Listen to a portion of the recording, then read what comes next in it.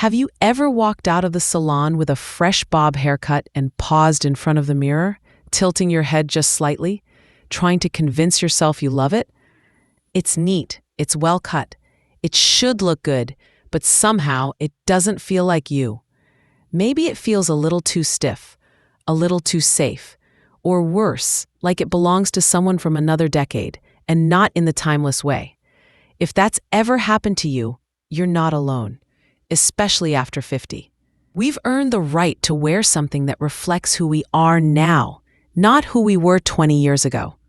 Because here's the twist, a bob haircut can either lift your entire energy or quietly pull it down, all depending on a few surprisingly small details. And today, we're going to walk through 5 subtle bob haircut mistakes that can unintentionally add years to your look, and more importantly, how to fix them with grace, ease, and no drama. Stick around especially for mistake number 3. It's the one most women never notice, but once you do, you'll never unsee it. And yes, it might be behind your head. Let's get started. Let's begin with one of the most common and most misunderstood mistakes.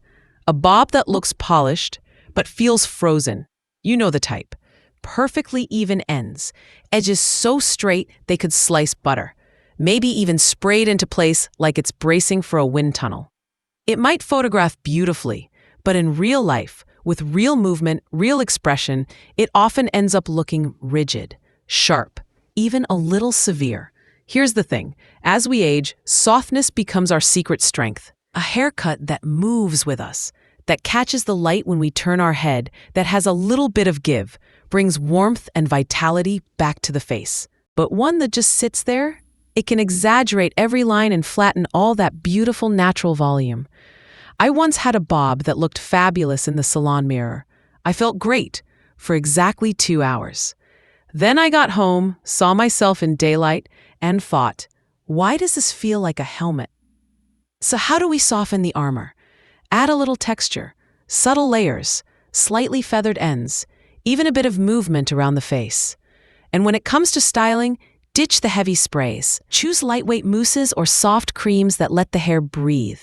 You want your bob to respond, not resist. Because a great bob shouldn't sit still. It should live with you. And speaking of movement, the next mistake is all about what happens when the length itself throws everything off. Let's talk about length, the detail we think is simple, until it quietly starts working against us. A bob that's cut too short can feel abrupt. It might hit high above the jawline, cutting across the neck in a way that stiffens your silhouette and emphasizes areas you might actually want to soften, like the jaw or the base of the neck. But let it grow too long, and you've got a different problem. The shape starts to collapse. The ends drag downward. Instead of lifting your face, the cut begins to pull everything with it, making your features look heavier, more tired. And you may not even realize why your haircut feels off. Here's a quick check-in. Stand in front of the mirror. Notice where your bob ends. Does it complement your jawline or cut across it? Does it feel fresh, or is it quietly pulling your face downward? For many women, the sweet spot is somewhere between the chin and the collarbone. That in-between space gives the face definition without feeling severe. It also creates a sense of lightness, the kind that makes your whole upper body look more upright, more open. Even just trimming an inch or two, truly, can reset your entire posture and profile. And if you've been stuck in a length comfort zone for years, don't worry. You don't need to go shorter. You just need to go smarter. Now, even with the perfect length, there's one spot most people forget, and it's the one behind you. Let's look there next. This is the one most women don't notice, but once you do, you'll never overlook it again. When we think about bob haircuts, we focus almost entirely on the front, framing the face, highlighting the eyes, balancing the jawline. But the back, especially the area around your hairline and neckline, holds far more power than we give it credit for. Why does it matter so much? Because the nape of the neck is one of the first places that shifts with time. Posture changes. Skin texture changes. Even the way our hair grows or settles at the back of the head starts to evolve.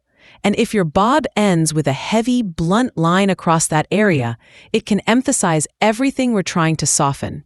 It can create bulk, tension, even a sense of weight, all at the base of your head. Here's the twist. The back of your haircut is part of your presence. It shows up in your posture, in the way you move, even in how polished you look when someone sees you from behind. The solution isn't drastic, it's thoughtful, tapering the nape, softening the outline, creating a gentle angle that lifts as it moves up the neck. These small shifts can instantly make the entire silhouette feel lighter, cleaner, more intentional. I call this the invisible refresh. No one will say, "Did you change your neckline?" But they will say, "You look really good today. Did you do something different?" So if you've never talked to your stylist about what's happening back there, now's the time. Because a graceful exit is just as powerful as a beautiful entrance. Bangs can be beautiful, soft, face-framing, even a little playful.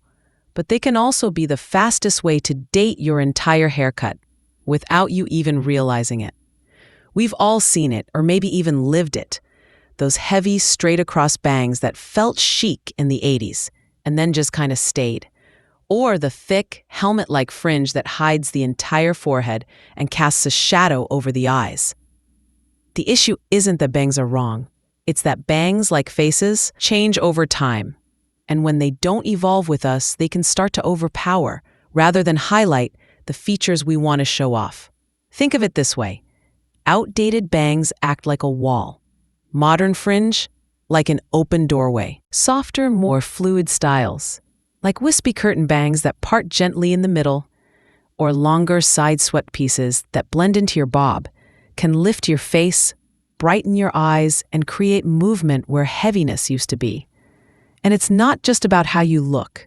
The right bangs can actually shift how you feel. Lighter, more visible, more current without trying to be trendy. So if your fringe feels more like a habit than a choice, maybe it's time to let it grow out or grow into something better. And even when the cut is spot on, there's still one more element that can make or break the whole look. Let's talk about what your hair is saying, without a single word. Even the best haircut can fall flat if the color feels dull or the hair itself has lost its light. And it's sneaky because people rarely say, "Your hair looks dry," or "Your color seems a little lifeless." But they feel it. You feel it too. That moment in the mirror when everything technically looks right and still something's missing. Here's why. As we age, our hair changes texture. It becomes drier, less reflective. And that natural shine, the glow that once bounced light around our face, starts to fade. Many women respond by reaching for stronger color. Deeper browns, darker dyes, high coverage formulas to mask every bit of gray. But here's the twist. Going darker can actually make you look older. It flattens the tone. It removes the light. And suddenly, your features look heavier, even when your cut is fresh. The better path? Dimension, softness, tone that plays with the light instead of blocking it. This could mean adding a few face-framing highlights, blending grays with lowlights, or even just using a clear gloss to bring back natural shine. And no, it doesn't have to be high maintenance. A tonal glaze, a lightweight shine treatment, even changing your conditioner can breathe life into your cut. Because the right color doesn't shout, it whispers. And the right shine, it says she takes care of herself, and she knows she looks good. Now that we've covered the 5 most common mistakes, let's bring it all together. So there you have it, 5 small mistakes that can quietly age your bob. And just as importantly, 5 ways to bring it back to life. But this isn't really about rules, or even hair. It's about feeling like yourself again. Clear, confident, fully present in your own reflection. Because the right haircut isn't about chasing youth. It's about choosing softness when the world expects structure. It's about letting your style evolve, not because you have to, but because you can. And sometimes all it takes is a fresh set of eyes, a quiet moment in front of the mirror, and the courage to ask, does this still reflect who I am now? So tell me, which of these changes are you most curious to try? Leave a comment and let me know. I read every one, and I always love hearing your stories. And if this helped you see your hair or yourself a little differently, feel free to like, subscribe, or just stick around. You're in good company here. In the next video, we'll talk about how to pair your bob with earrings, necklines, and glasses to give your whole look a natural lift. No harsh tricks, no heavy makeup, no surgery. Until then, keep showing up as the most you version of you. You've already earned it.